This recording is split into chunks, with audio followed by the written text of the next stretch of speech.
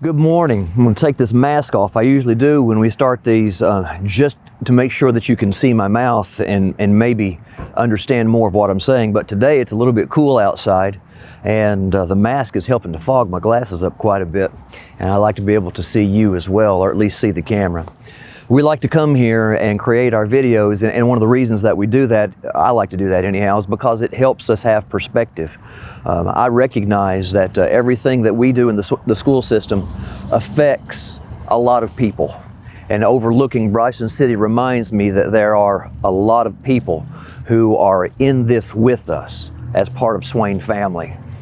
Today, standing here also gives me another perspective, because if you're familiar with the fact that we're standing up on Schoolhouse Hill right next to the Bryson City Cemetery, I look up above us and there is a white cross for a gravestone for Catherine Wood. And if my eyes allow me to see correctly, she was born in 1895 and she died in 1959. And I was standing here thinking about her and thinking about all of the things that she saw in her lifetime.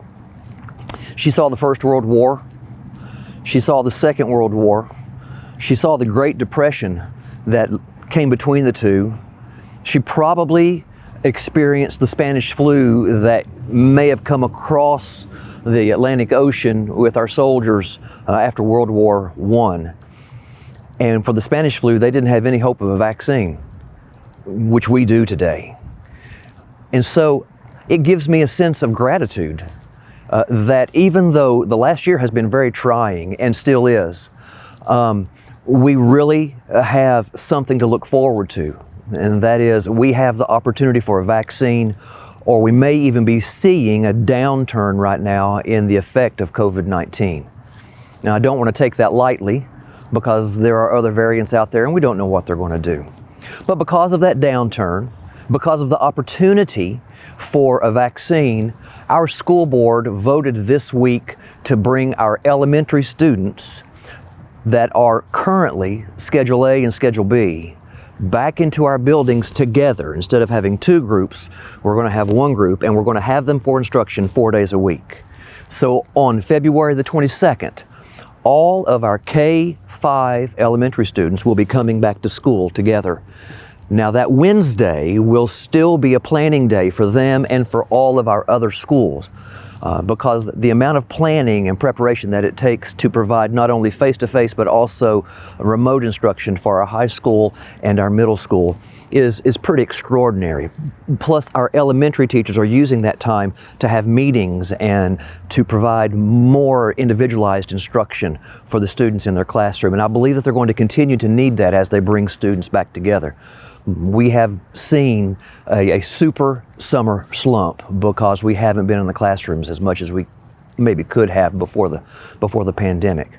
They need that opportunity. So please put that on your calendar. February 22nd, all of our elementary K-5 students will be coming back for 4 days of instruction, Monday, Tuesday, Thursday, Friday. So I want to be very clear. How will this affect each of the schools in Swain County? It won't affect the pre-K. They're 5 days instruction every day of the week right now. It won't affect the middle school or the high school, because the middle school and high school will continue to operate on the modified Plan B with 2 days of instruction Monday, Tuesday, 2 days of instruction Thursday, Friday, with that planning day on Wednesday.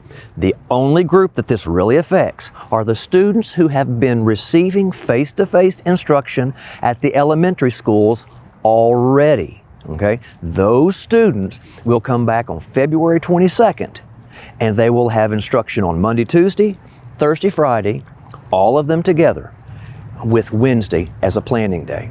The other thing that I need for you to know about is next week, that is the week of February 15th through the 19th, we're going to switch our remote days. Now, our students, all of our students will still be on Plan B during that week of February 15th through the 19th. The remote instruction day normally would have been Wednesday, which is February 17th, but we're going to shift that to Friday the 19th. And I'll go back over all these dates at the end just to make sure that you can maybe write them down. Let me explain why we're going to shift those remote days. 94 of our staff members have had the opportunity to have the first round of the Moderna vaccine. It's time for them to get their second shot, and they're could be side effects that last for 24, 48 hours following that shot.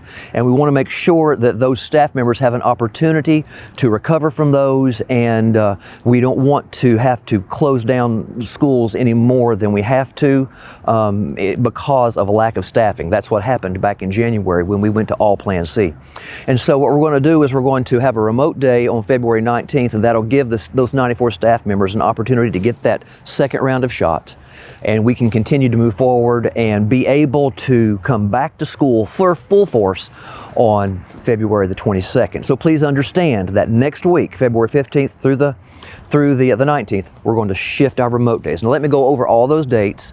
I know those are a lot. And by the way, we'll post those on our social media. We'll do that today to make sure that everybody understands. Okay, so here are our dates. Next week, February 15th through the 19th, we're shifting remote days. And our remote instruction day will be February the 19th, and that means that students will be in the building on February 17th. Monday, Tuesday will be Schedule A students. Wednesday, Thursday will be Schedule B students. The following week, February 22nd through the 26th, all elementary students will be back in the building for face-to-face instruction if they have been receiving that instruction already by coming to school. Now, I hope that makes sense to you. If not, if that's confusing, it confuses me sometimes, please call your schools or look at our social media, and we will try to help undo some of that confusion. Once again, thank you for allowing us to be part of your family. Thank you for being part of our family. Remember, life very often is about perspective. And this place gives me tremendous perspective on where we are today. As the sun comes out and I think about the fact that we may be able to see some light at the end of this tunnel, I am very thankful. I'm thankful for that, and I'm thankful for you. So God bless you, and have a great day today.